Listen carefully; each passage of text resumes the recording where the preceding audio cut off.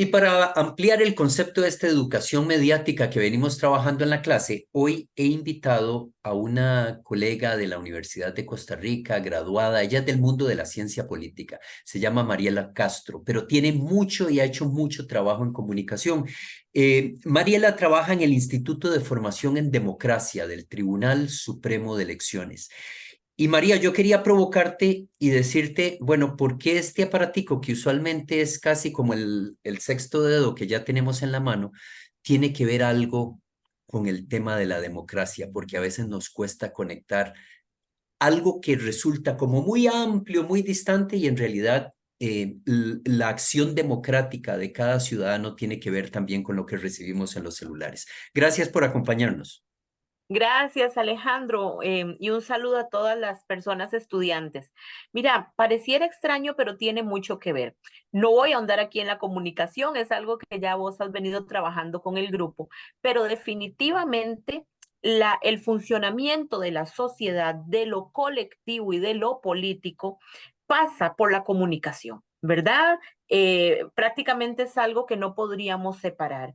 Y si decimos que pasa por la comunicación, pues pasa necesariamente por los dispositivos que la tecnología ha puesto a nuestro servicio para la comunicación. En su momento, la prensa escrita, la radio, la televisión. Y hoy en día definitivamente, mira que vos hiciste así y lo cogiste del escritorio. Yo hice así y lo cogí de mi escritorio. Estoy segura que todos y todas lo tienen o en el escritorio o en la bolsa del pantalón, O tal vez lo ¿verdad? En estén este viendo. momento. O incluso exactamente lo pueden estar viendo. ¿Por qué? Porque este se ha convertido en el aparato de flexibilización de la comunicación más importante, creo yo, en la historia de la humanidad.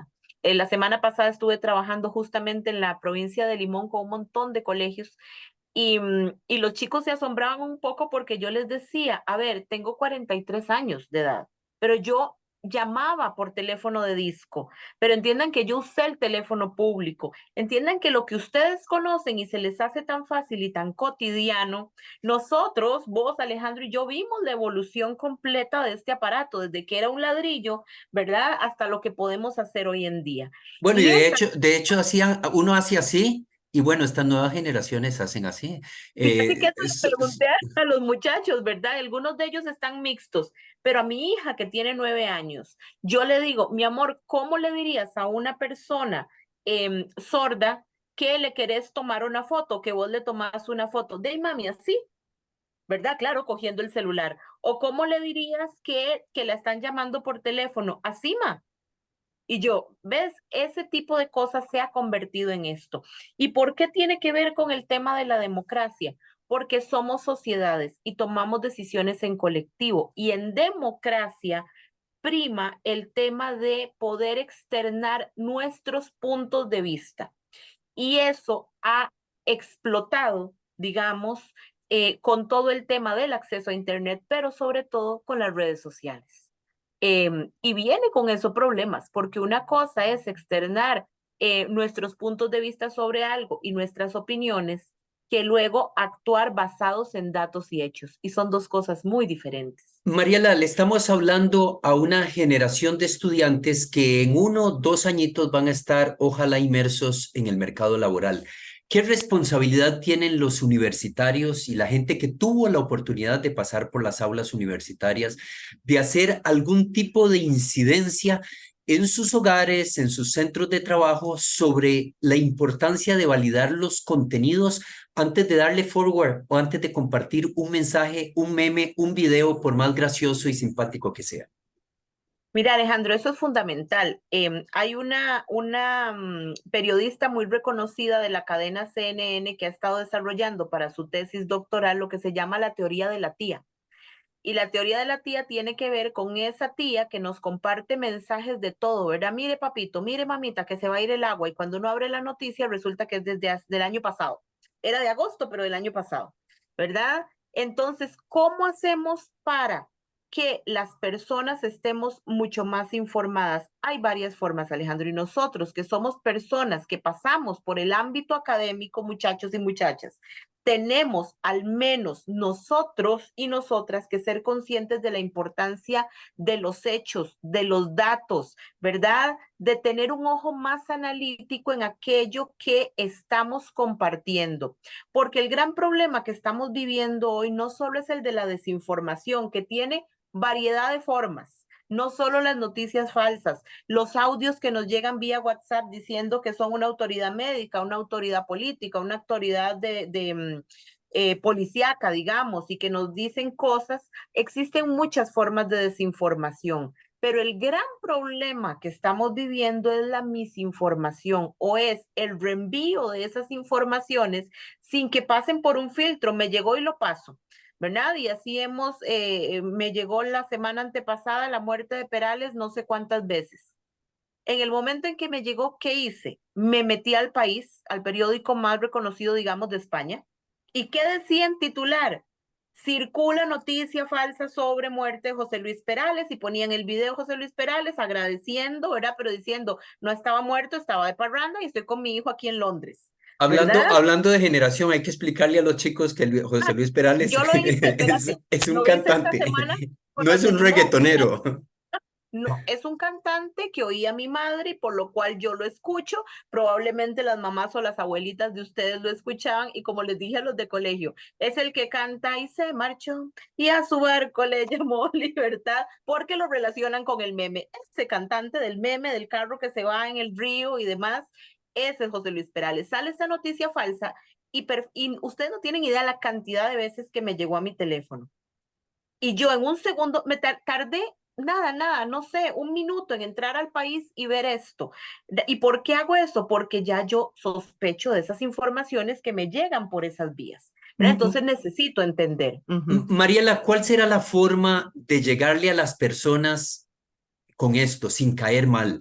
Porque también si uno llega como en una posición de todo y mire, usted tiene que ver que el celular, o sea, ¿cuál será la forma para poder permear y lograr ese cambio de comportamiento en la gente cercana y con que tenemos incidencia para ser exitosos, digamos, en esta tarea de hacerle ver a la gente la importancia de las fuentes válidas? A ver, lo primero es no satanizar las cosas, muchachos y muchachas. O sea, cuando uno está en la edad de ustedes y todavía antes, cuando está en el colegio, cuando el papá o la mamá le dicen que no, usted más, ¿verdad? Se empeña en hacer eso. Entonces, lo primero no es decirle a la gente ni satanizar estos aparatos porque realmente han venido a flexibilizarnos la vida. Yo no entiendo cómo hacíamos nosotros antes, ¿verdad? Yo le digo a los muchachos más jóvenes, ¿verdad? Cuando uno decía, nos vemos en el parque a las 4, era un acto de fe y de confianza en el grupo de amigos de que nos íbamos a ver ahí a las 4, ¿verdad? Hoy en día esto lo flexibiliza aún más.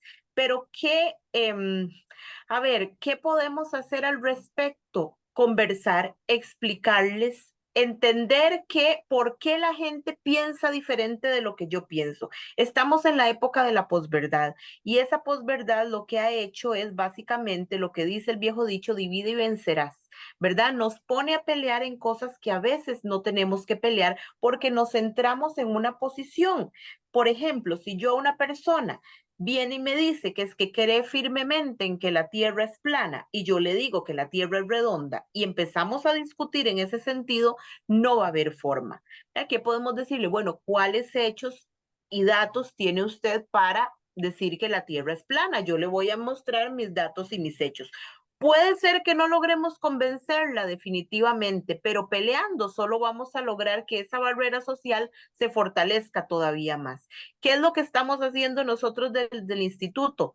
Bajando ese contenido teórico, que no suene a universidad y que le suene a la gente con un curso muy fácil que lo han hecho abuelitas. El sábado por la tarde me escribió una señora de 87 años que acababa de terminar de hacer el curso virtual que Alejandro ahorita les comentará o ya les ha comentado, no sé, sobre ciudadanía digital responsable, que habla sobre todos estos temas. Y fíjate que me dice, acabamos de terminar de hacer el curso porque habían tenido un problemita ahí con algo de que no entendían cómo funcionaba en la página y lograron, digamos, me llamaron y lograron arreglarlo.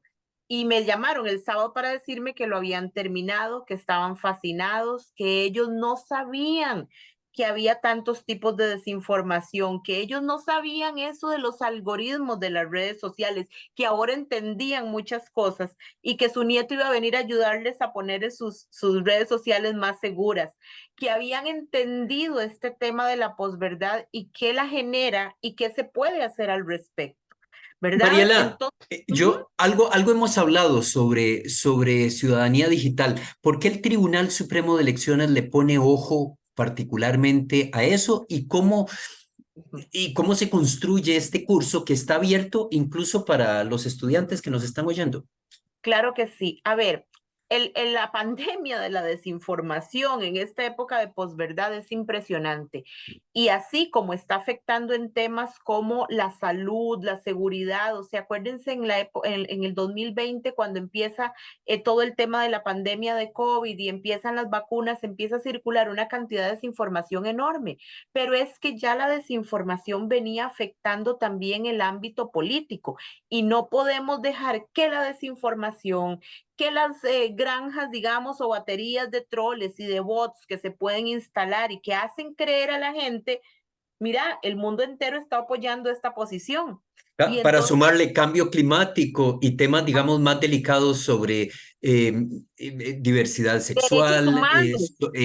sobre migración, ¿verdad? Algo que es tan cercano a la realidad costarricense. Entonces el tribunal dice, bueno, formar ciudadanía implica que aprendamos qué derechos y qué deberes tenemos cuando somos ciudadanos y ciudadanas de un país, desde que nacemos, ¿verdad? Y hasta que morimos. O sea, en todo ese periodo de tiempo vamos a tener diferentes deberes y diferentes derechos. Pero si hoy en día estamos ejerciendo también la ciudadanía desde esta digitalidad, desde esta virtualidad, nos han enseñado. Yo pregunto esto en todo lado, no nos dan clases, no nos dicen, estoy segura muchachos y muchachas que ustedes son 1000 veces más cargas que yo en cómo tomarse un selfie, en cómo producir un video, en cómo hacer un reel. Probablemente yo no tengo esas habilidades, pero a lo que me refiero es cuándo nos formaron, por ejemplo, a cuidar nuestra seguridad, a saber que hay cientos de cosas aquí que no tenemos idea cómo llegaron ahí. Por ejemplo, yo le pregunto a los muchachos mucho, Alejandro, ustedes se buscan su nombre, Mariela Castro Ávila, en los buscadores de Google o en el que quieran.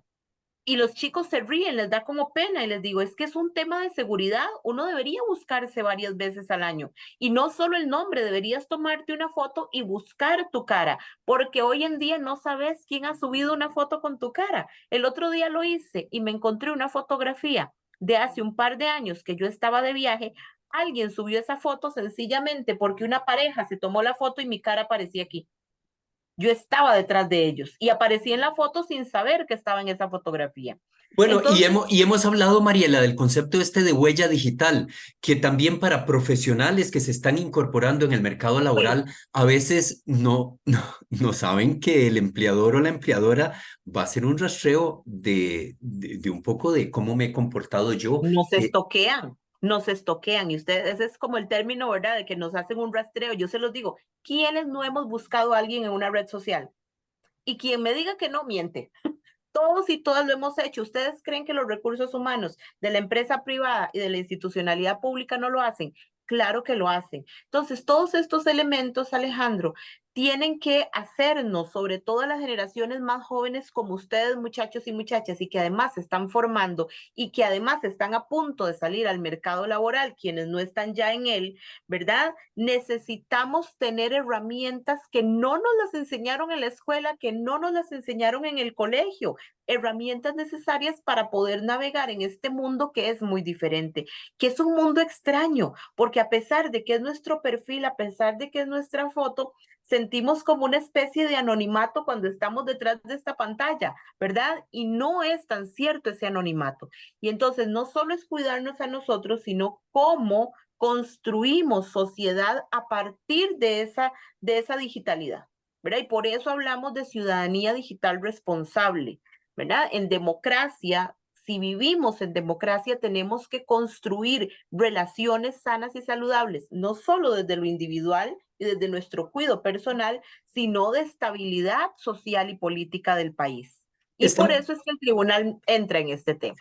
Estamos grabando esta entrevista en agosto del 2023 y estamos de cara a un proceso electoral fundamental, que es la renovación de las alcaldías en cada uno de los cantones costarricenses.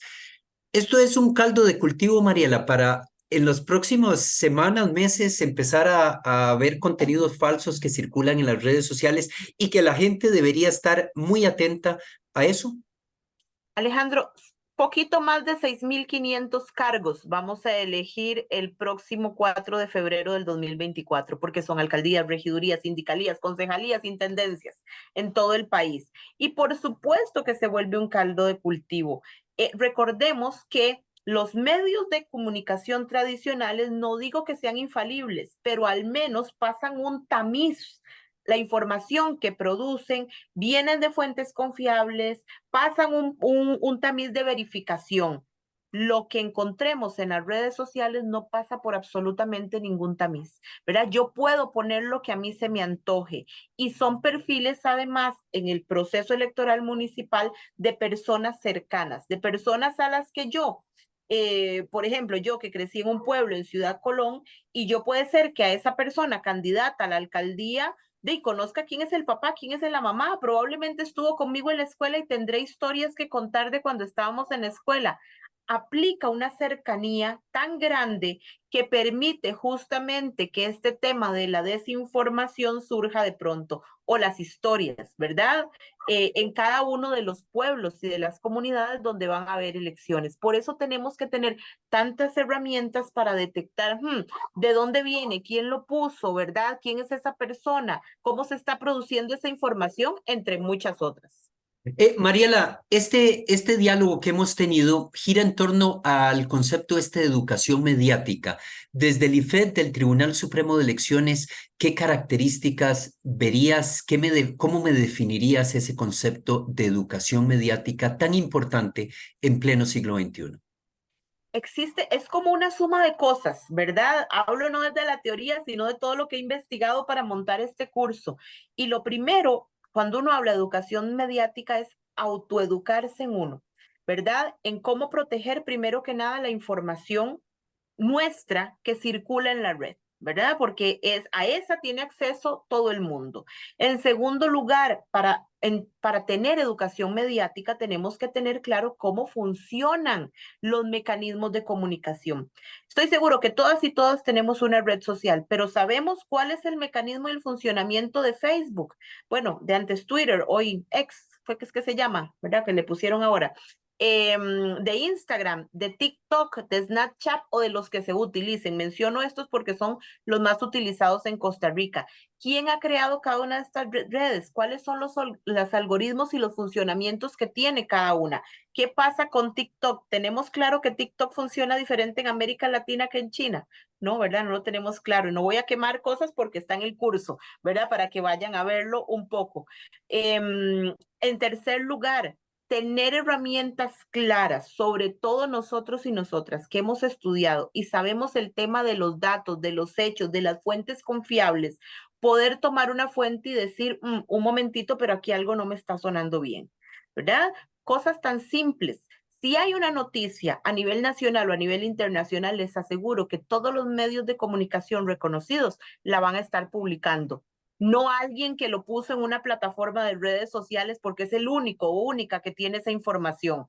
Así no funciona el mundo, o sea, los hechos los vamos a ver en cualquier parte. De hecho, cuando hay un hecho internacional, no importa qué canal de televisión pongas, todos lo están transmitiendo, ¿cierto?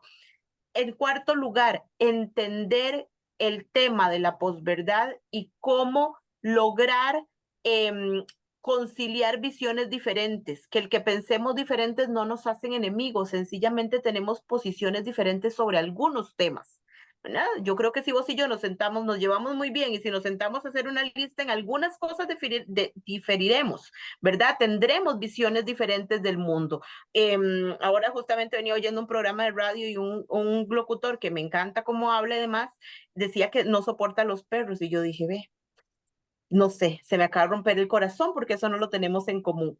Cada una y cada una tenemos cosas diferentes, pero tenemos que entender que no somos solo eso, que somos un conjunto de cosas. Y además, cómo interactuamos en sociedad y en sociedad digital con las otras personas.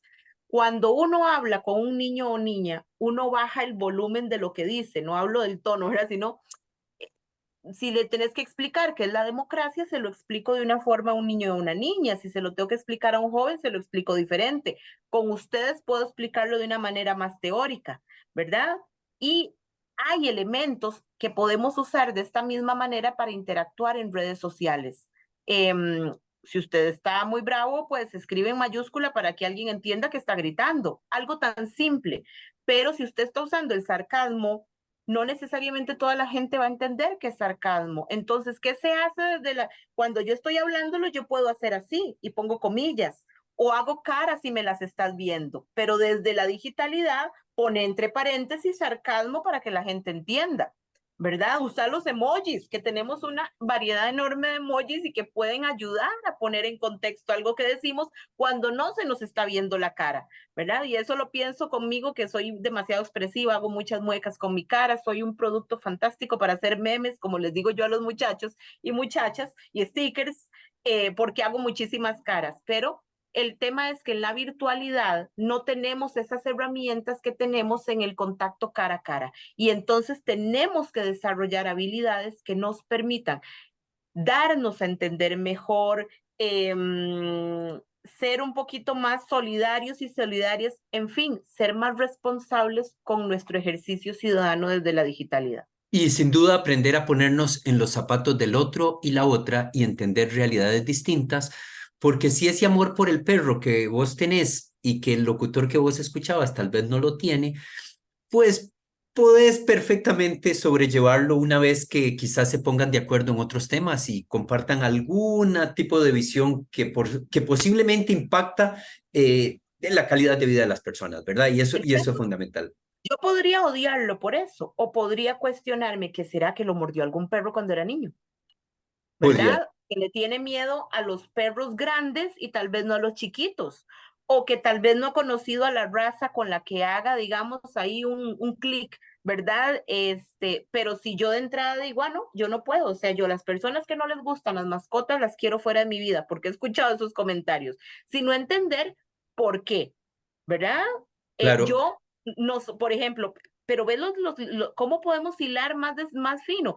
A mí, en general, los gatos no me Oílo, gustan. ahí está el perro. Ahí está, ese es el del vecino. Pero digamos, a mí no me gustan los gatos. A ver, cuando era niña, un gato me aruñó horrible, entonces les agarré mucho miedo. Mi mejor amiga ama los gatos, tiene 5 gatos. ¿Y qué llego yo? Soy la tía Mari que llega y se le encarama a los gatos y he aprendido a cuáles sí les puedo hacer cariño, a cuáles no, ¿verdad? Pero pero veamos, o sea, eso es el tema. La revolución más grande que podemos hacer como sociedad hoy en día, hoy 2023, es ejercitar el diálogo, es ejercitar la comprensión del otro y de la otra, ¿verdad? Y es ejercitar esa posibilidad de llegar a acuerdos a pesar de las diferencias. Y eso es Di- un poco a lo que aspira este curso. Diálogo, entender al otro y a la otra y lograr acuerdos. Recordarnos del curso ya para cerrar, Mariela. Les ¿Dónde? cuento. ¿Cómo? El curso se llama Ciudadanía Digital Responsable.